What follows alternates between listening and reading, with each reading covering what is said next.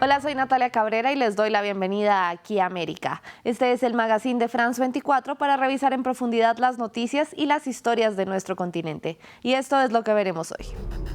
La fiscal general del Perú presentó una demanda contra el presidente Pedro Castillo por supuestos delitos relacionados con la corrupción. Sin embargo, la Constitución del país solo permite destituirlo por crímenes contra la democracia o de traición a la patria. El mandatario se defiende y asegura que se trata de un golpe de Estado. ¿Lo es? Hablamos con un constitucionalista en Lima y les explicamos. Y visitamos Venezuela, donde según la Organización Mundial de la Salud, viven más de 4 millones de personas en condición de discapacidad, pero al menos el 40% de ellas son excluidas del mundo laboral, según investigaciones de asociaciones defensoras de sus derechos. Nuestra corresponsal en Caracas habló con algunos de ellos para conocer cómo es vivir con una discapacidad en un país en crisis económica y social.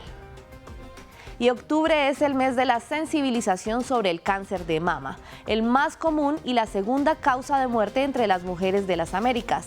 Vamos a ir a Brasil para conocer la historia de un tatuador que dona su talento para ayudar a mejorar la vida de las sobrevivientes. Y empezamos hablando de Perú y su perpetua crisis política. Esta semana, la fiscal general Patricia Benavides presentó una denuncia constitucional en contra del presidente Pedro Castillo, acusándolo de supuestamente dirigir una organización criminal, así como de tráfico de influencias. Es la primera vez en la historia del Perú en la que se utiliza este mecanismo. El mandatario defendió su inocencia y aseguró que se trata de una nueva modalidad de golpe de Estado. La decisión recae ahora en el Congreso, que tiene 10 días para decidir. Casi desde el inicio de su mandato, el presidente Pedro Castillo ha estado en una pugna de poder con el Congreso, que ha invocado en 2 ocasiones una moción de vacancia en su contra con el fin de destituirlo, sin lograrlo. Trabaje los proyectos de ley. Para hacerlo, había hecho uso del mecanismo que permite removerlo del poder en caso de incapacidad moral, un término ambiguo que ha sido usado en el pasado como mecanismo de control político, pero que fue adherido a la Constitución originalmente con el fin de poder destituir a un mandatario muerto o enfermo. La investigación es muy sólida. El ex secretario general del Palacio de Gobierno ha cedido a la colaboración eficaz y ha declarado esos actos de corrupción.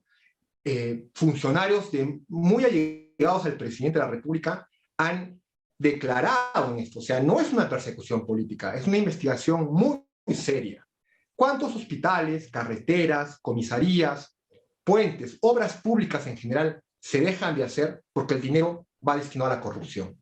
Es algo insostenible. En paralelo, la Fiscalía ha iniciado 6 investigaciones en contra de Castillo, sin que ninguna pueda rendir frutos, debido a que el presidente de Perú tiene inmunidad para ser procesado por el Poder Judicial, a menos que, según la Constitución peruana, cometa alguno de estos 4 delitos. Traición a la patria, cerrar el Congreso sin estar autorizado, no convocar a elecciones, impedir la reunión de organismos electorales. La demanda interpuesta por la fiscal Patricia Benavides por delitos de corrupción, tráfico de influencias y colusión no está dentro de estas causales. Son artículos que hoy en el siglo XXI son anacrónicos y obsoletos, pero están allí. Entonces, ¿qué solución hacer? Bueno, la fiscal de la Nación propone al Parlamento que, interpretando los tratados internacionales como la Convención de las Naciones Unidas para la Lucha contra la Corrupción, pueda levantarse ese obstáculo. La Fiscalía lo que ha hecho es presentar el informe, la investigación al Congreso de la República y decirle, usen ustedes la denuncia constitucional o usen la que consideren a bien. Pero son ustedes, Congreso de la República, como Poder Legislativo, los responsables de poner una solución a este problema. A 14 meses de su llegada al poder, Castillo ha pasado la mayor parte de su mandato cambiando su gabinete y sobreviviendo a los intentos del Congreso por destituirlo, y no ha tenido margen de maniobra para atender los verdaderos problemas que aquejan a la población, como la inseguridad alimentaria, que según la FAO es la mayor de Sudamérica.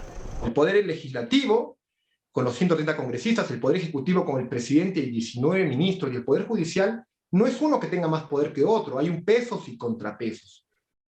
Pero el problema no es las instituciones, el problema es que los gobernantes en el Perú de los últimos años han caído en serios casos de corrupción.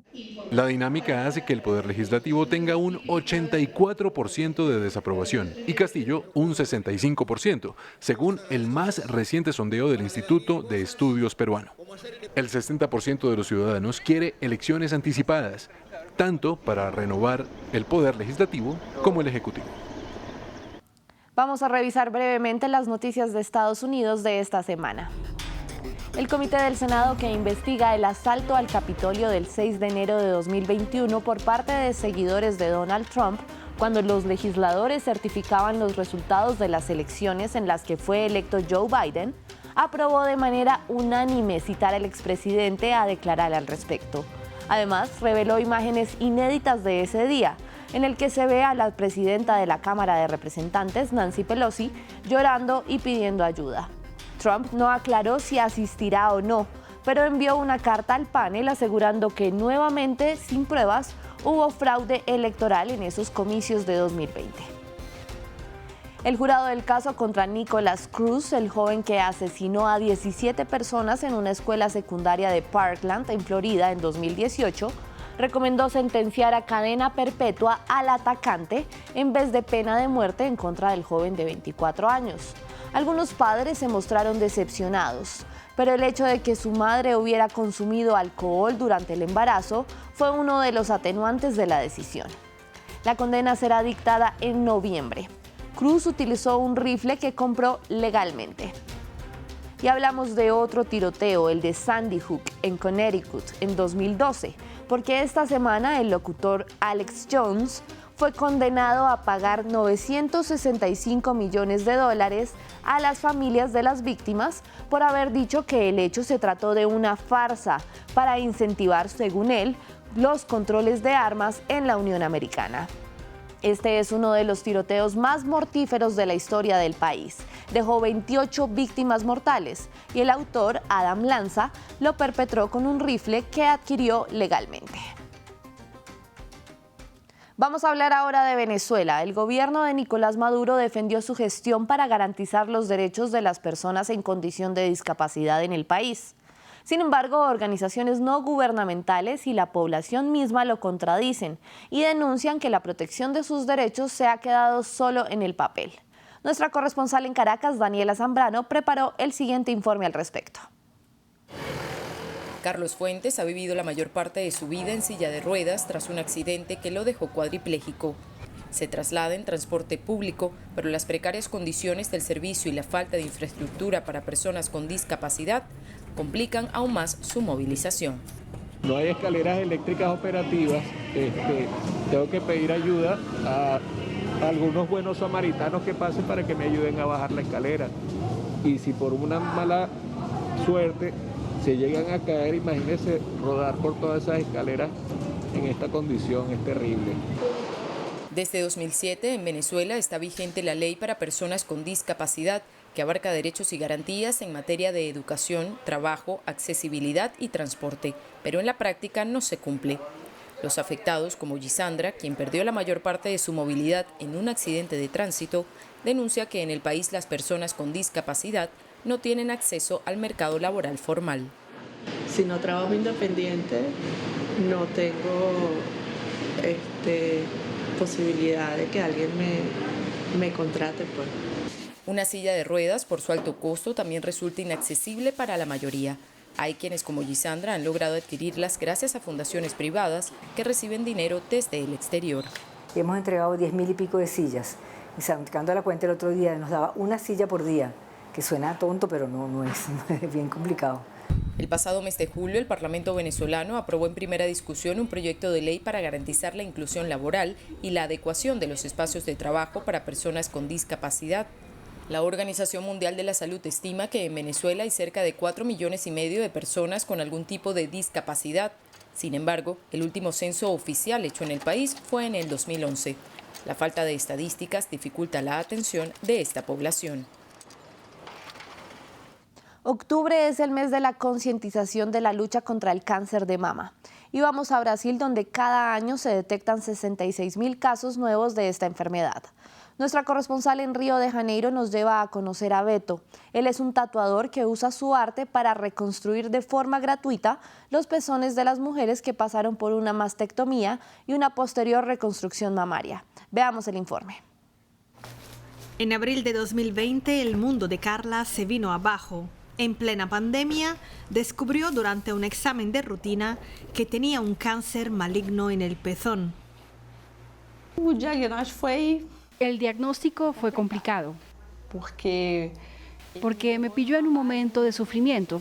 porque eu tinha perdido minha mãe mês antes Un mes antes había perdido a mi madre. e o diagnóstico.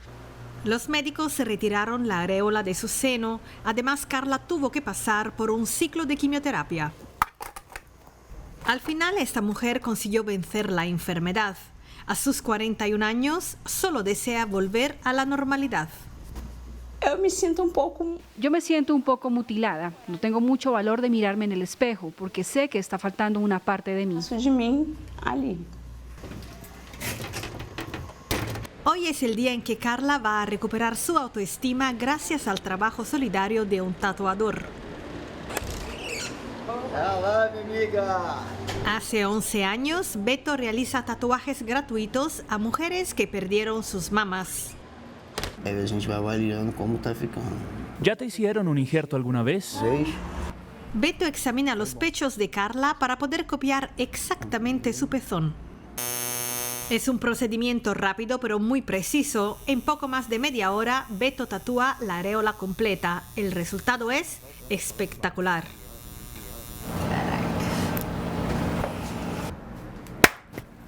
Yo no veía a Carla, veía otra persona. Ahora estoy viendo a la Carla de verdad. Verdadeira. Decenas de mujeres han vuelto a sonreír gracias a la generosidad de este profesional que no cobra por este servicio. Outros tatuadores poderiam no mundo ver.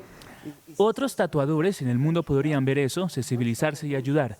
Otros tatuadores podrían unirse y hacer la misma cosa porque no cuesta nada. Es un trabajo de 40 minutos que va a dar felicidad a una mujer por el resto de su vida. Ao redor também fica feliz, fica bem.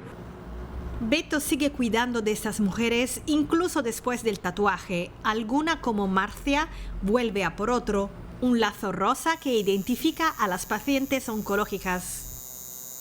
Os seios provocam equilíbrio. El seno provoca equilibrio, no es solo por la lactancia, representa mucho para una mujer. Cuando me hice el tatuaje del pezón lloré pero de alegría, porque está completa de nuevo, entre comillas. Este lazo puede hacer mucha diferencia en caso de emergencia, porque una paciente sin ganglios linfáticos no puede recibir pinchazos en el brazo. Gracias por acompañarme en esta emisión de Aquí América. Por favor, envíenme sus comentarios en redes sociales a la dirección que ven en su pantalla. En la producción estuvo Luis Fernando Montes. Pueden ver esta emisión y las anteriores en nuestra página web france24.com. Y para más información de nuestro continente, sigan viendo France 24.